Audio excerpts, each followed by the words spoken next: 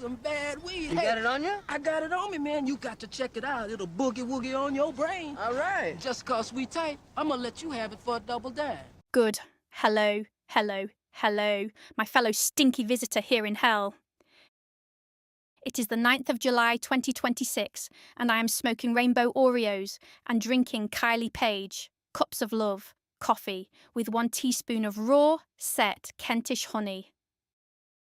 And I hope you're not in misery at the moment, dear listener. But if you are, shame on you for coming to hell and expecting something completely different. But I hope you have something to look forward to today.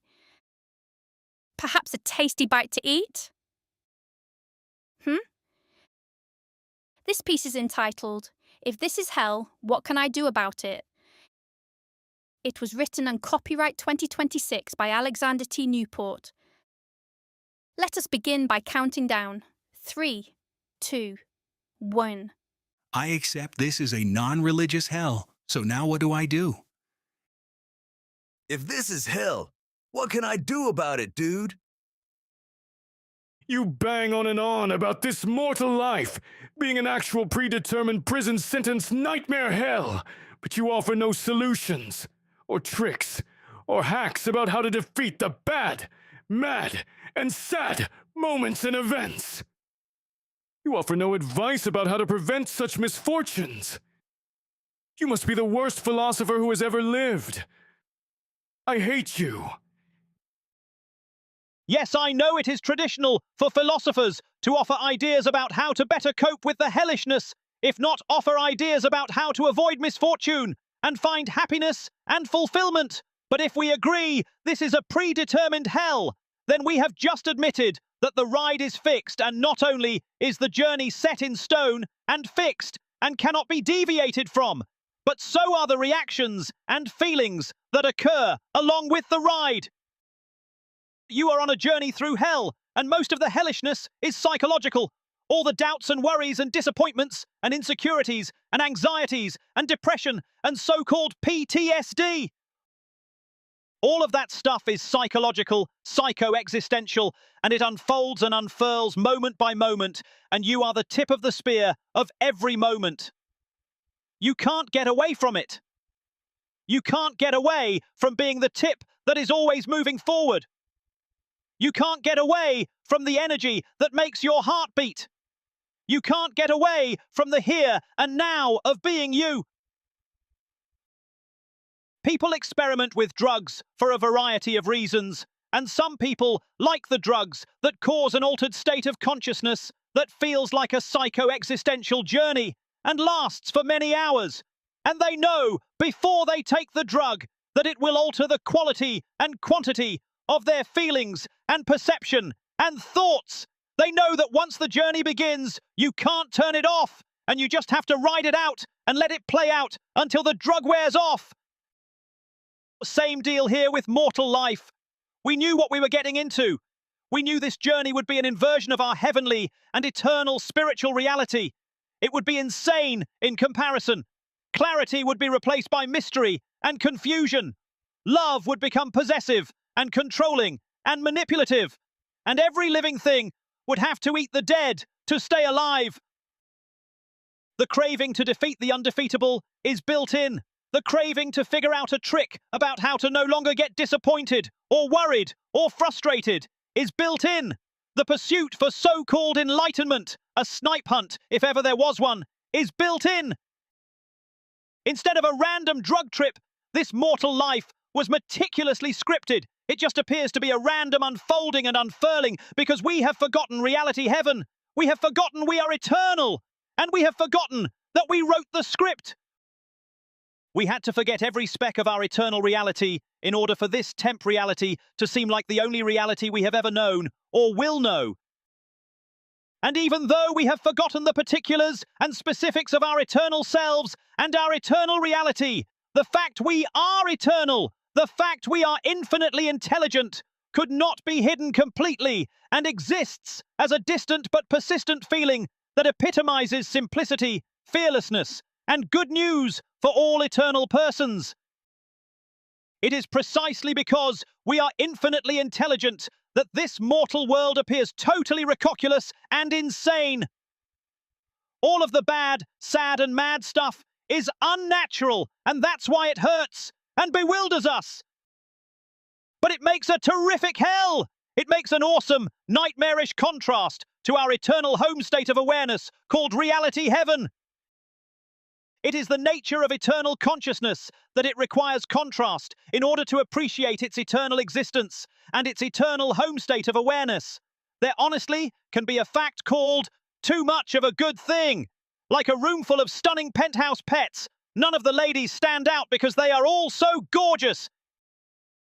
If everything goes right for you, just the way you want it every time you want anything, and if every person you meet feels like an eternal friend or family member, and if there are no worries or disappointments or self-loathing or misery or misfortunes, then life becomes a bit dull after a few million years of peaceful, heavenly living. There's obviously no rule or law about how long it takes to get bored with our never-changing heavenly reality. But when we do, the only way we can renew our appreciation for reality heaven is by creating nightmares that blow our minds with how fucked up and corrupted and unfair and stupid and disappointing and painful life away from reality heaven can certainly be. It definitely makes you long for a home where everything is lovely and first class and 5-star, and everyone is nice because they are not the least bit afraid or worried or disappointed. If this is hell, what can I do about it, eh? Well, one thing's for sure. You can't transform it into heaven because it was designed to be an absurd mockery of heaven, to be the opposite of heaven so that we will crave returning to heaven.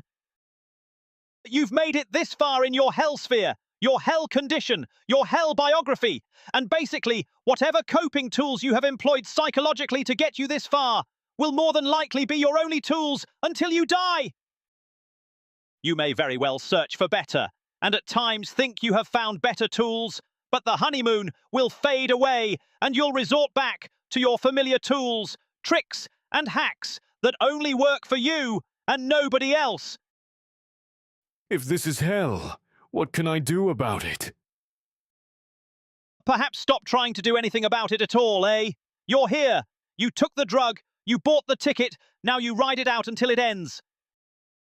You've seen that most rides don't end well, and some end abruptly, and some take years of slow deterioration, and some end violently, and some end softly.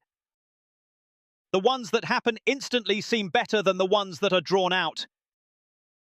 If this is hell, what can I do about it? You're going to do whatever your script impels you to do, and it's still going to end badly and in tears, no matter what you do about it. If this is hell, what can I do about it? Perhaps make sure you have something to look forward to each day, eh? Even if it's only a tasty bite to eat. You're fucked here no matter what, little brother. Our scripts are diabolically tricky and sneaky and insidious. Every one of our lives here turn out in ways we never expected when we were younger, both for the good and the bad. It's impossible to avoid disappointment and worry. You just learn to live with it the best you can. You simply regard this temp life as a prison sentence, and you do your time waiting and wondering how and where and when it is gonna end.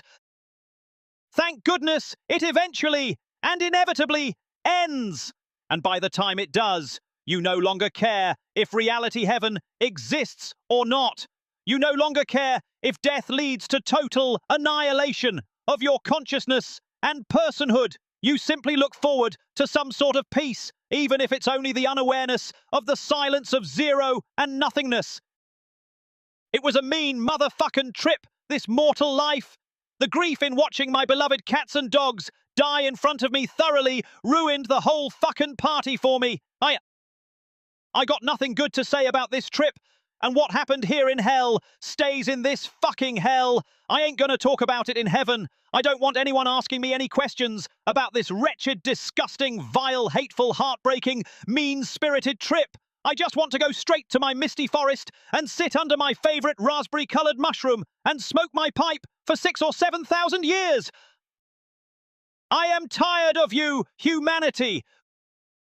God Almighty, how your stupidity and ignorance exhausts me. Death cannot come too soon. No fucking way, Jack!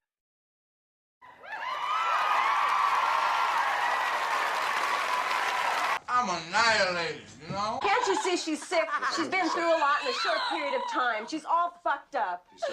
You want your language, miss.